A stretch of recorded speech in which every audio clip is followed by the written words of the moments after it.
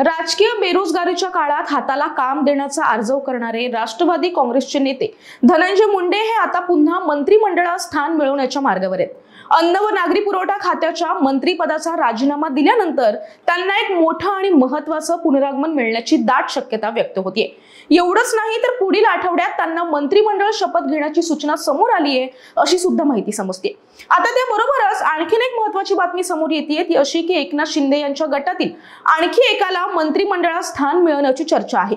धनंजय मुंडे यांना खरंच पुन्हा मंत्रिमंडळात स्थान मिळणार का? आणखी एकाला मंत्रिमंडळात स्थान मिळणार ते नेमकं कोण आहे? या आणि अशा संबंधी काही महत्त्वाच्या गोष्टी आज आपण जाणून घेणार आहोत, त्यामुळे हा व्हिडिओ शेवटपर्यंत पहा। पण त्याआधी तुम्ही चॅनलवर नवे असाल तर आधी चॅनलला सबस्क्राइब करा, व्हिडिओला लाईक करा आणि शेअर करायला सुद्धा अजिबात विसरू नका।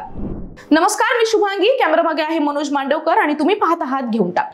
काही दिवसांपूर्वी अजित पवार यांच्या नेतृत्वात राष्ट्रवादी काँग्रेसचा एक महत्त्वपूर्ण मेळावा पार पडला आणि या मेळाव्यात माजी मंत्री आणि आमदार धनंजय मुंडे यांनी आपलं भाषण दिलं, ज्यामध्ये त्यांनी खासदार सुनील तटकरे यांना उद्देशून मला काम द्या अशी विनंती केली। धनंजय मुंडे यांचं हे विधान राजकीय वर्तुळात तुफान चर्चेचा विषय बनलं। त्यांच्या या वक्तव्यामुळे सत्ता पक्ष आणि विरोधक दोघांमध्ये सुद्धा वेगवेगळ्या प्रतिक्रिया उमटू लागल्या।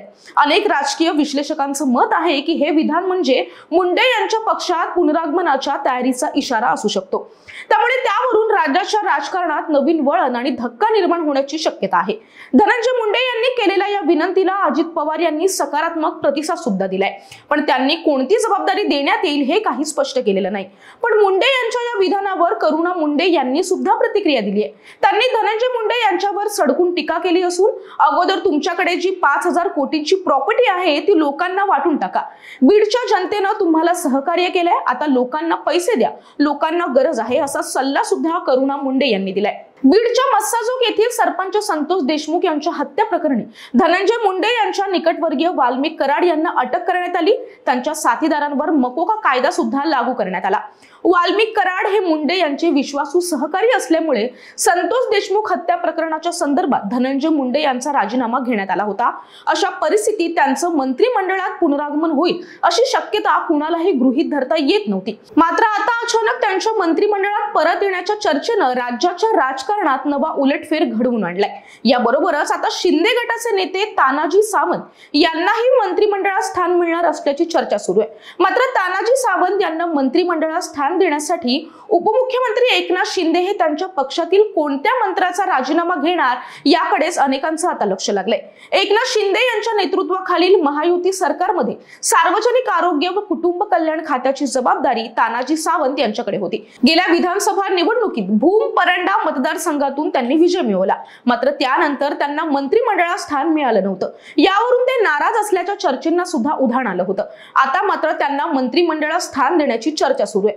तथापि तानाजी सावंत यांना मंत्रिमंडळात समाविष्ट करण्यासाठी एक मंत्री वगळावा लागणार आहे अशी माहिती सुद्धा समोर येते। सर्वोच्च न्यायालयानं स्थानिक स्वराज्य संस्थांच्या निवडणुका जानेवारी 2026 अखेर घेण्याचे आदेश दिल्यानंतर राज्यातील राजकीय परिस्थिती जलद गतीनं बदलली आहे। या निवडणुका 2029च्या विधानसभा निवडणुकीसाठी एक महत्त्वाचा टप्पा ठरणार आहे आणि त्यामुळेच राष्ट्रवादी काँग्रेसला प्रभावी नेत्यांपैकी एक असलेले धनंजय मुंडे मंत्रिमंडळाबाहेर ठेवणं शक्य नाही असं पक्ष नेतृत्वानं समजून घेतल्याचं म्हटलं जात आहे।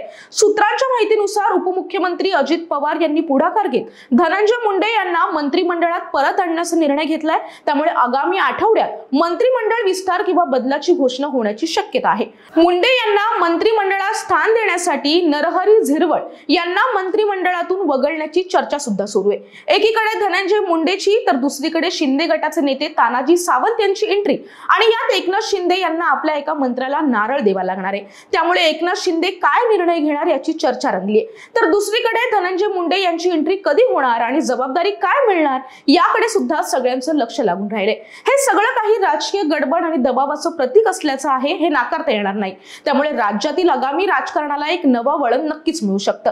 तुम्हाला या सर्व गोष्टींबद्दल काय वाटतं? धनंजय मुंडे यांची पुन्हा मंत्रिमंडळात होणाऱ्या एंट्री बद्दल तुम्हाला काय वाटतं?